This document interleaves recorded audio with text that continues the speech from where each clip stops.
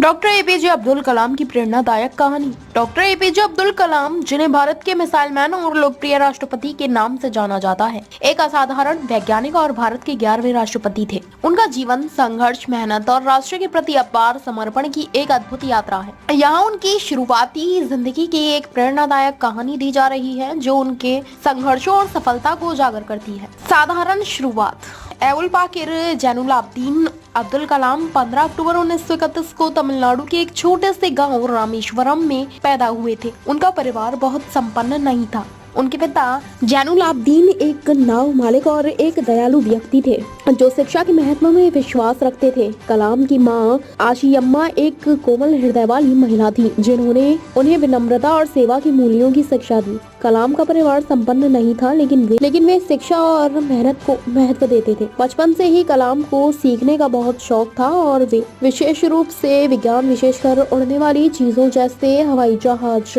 और रॉकेट के बारे में बहुत आकर्षित थे। उनका ज्ञान प्राप्त करने का जज्बा उन्हें कठिनाइयों से बावजूद पढ़ाई की ओर ले गया। शिक्षा में संघर्ष। कलाम का वैज्ञानिक बनने का सफर आसान नहीं था। उनका स्कूल जीवन संघर्षों से भरा हुआ था और उनके परिवार की वित्तीय स्थिति ऐसी थी कि उन्हें अपनी पढ़ाई के लिए कठिनाइयों का सामना करना पड़ा। वे अपने परिवार की मदद करने के लिए अखबार भी बेचते थे, लेकिन उनका विज्ञान के प्रति प्यार कभी कम नहीं हुआ। कलाम ने Madras institute of technology MIT में एरोस्पेस इंजीनियरिंग की पढ़ाई की। हालांकि इसमें भी उन्हें कई चुनौतियों का सामना करना पड़ा। उनके पिता उन्हें कॉलेज भेजने में सक्षम नहीं थे, लेकिन कलाम ने हार नहीं मानी।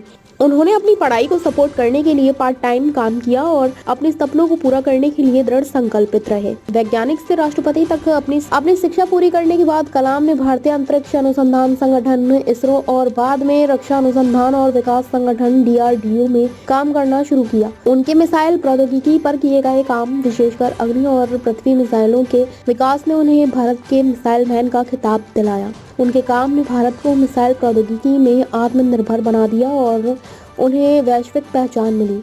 2002 में कलाम भारत के 11वें राष्ट्रपति बने। उनके राष्ट्रपति बनने के बाद उनका कार्यकाल अपनी अनोखी पहुंच और विनम्रता के लिए प्रसिद्ध था। वह आम लोगों, विशेषकर बच्चों से बहुत संपर्क करते थे और उन्हें बड़े सपने देखने और कड़ी मेहनत करने के लिए प्रेरित करते थे। उनका प्रसिद्ध नारा सपना देखो, सपना देखो, सपना देखो अपने विचारों में बदलते हैं और विचार क्रिया में बदलते हैं, लाखों लोगों के लिए प्रेरणा का स्रोत बन गया।